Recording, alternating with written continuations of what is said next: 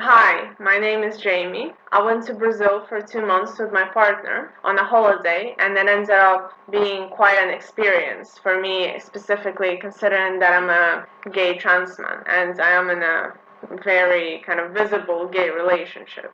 I honestly didn't know what I was going to expect and what was going to happen because of the way I look, and I had to shave every day, for instance, because I'm not out to family, but I do happen to pass on the street. So it was very awkward where I had to present as some gender non-conforming female to family while trying to pass as male on the streets just for my own comfort, while being in the same clothing. Overall, it went really well, and I understand that my experience is something different than from what a regular trans person who lives in Brazil experiences, because they are out to family, they are out to friends, or if they're not out, they're still under higher risk because it's not just 2 months which they're there. One of the things which really kind of struck out to me was the fact that when I would use the female bathroom, because I would usually go with relatives, so I would go with other female relatives in order to, well, use the bathroom. And people would give me very confused looks, or they would just ignore me. Or there was one incident where a guy got very confused because he saw a guy, me, walking into the woman's bathroom. Or in general, I would just get weird looks in the bathroom, but I never got confronted by it or anything. When it came to stores and usual interactions on the streets and etc., I would be referred to as male, as far as I could understand with my basic Portuguese, or as much as my partner could translate for me. So that was very flattering. And there were awkward situations, such as where people would refer to me as male in front of relatives. And the relatives would be like, oh, no, no, no, no, she's a girl, which obviously would make me feel uncomfortable, but what can I do because I'm not out? I'm also speaking this my experience as a trans man rather than a trans woman, which I believe have more trouble in Brazil, and they have more visibility as well. When it comes to trans men, for instance, there was big progress with the fact that Globo, the main Brazilian TV channel, the most watched Brazilian TV channel, started a soap opera with a trans man character.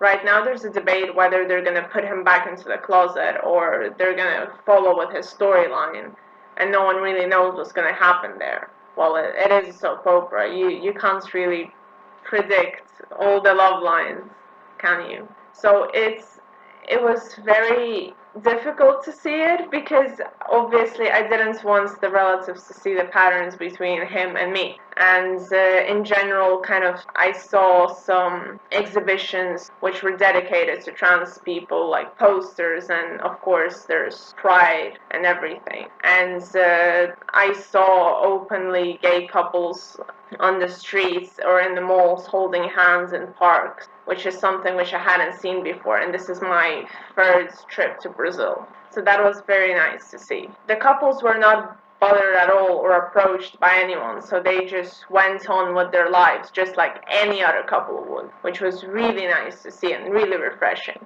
The problem right now, I think, with our world is that I don't know what is exactly happening, because we still have high death rates, but at the same time, we have the silence acceptance from people where you can still go on with your life and be accepted, and no one will bother you.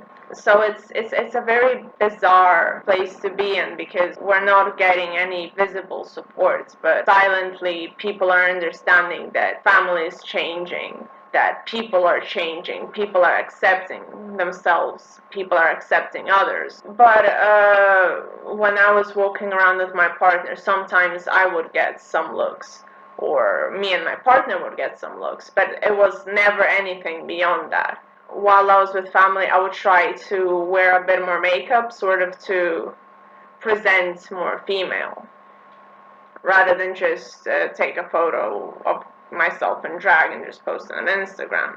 I would actually like try to do some minimal makeup, or more and I would walk on the street in that, and I would still get properly gendered on the street, even with a face full of makeup. And I think the reason is because Brazil is very, very reliant on gender roles. So it's very, very visible what is a man and what is a woman in Brazil. A woman will be like over the top, huge dresses, huge skirts, very bright prints, while guys will be in polos, jeans, trainers, and be very minimalistic about it, which is what I would wear usually.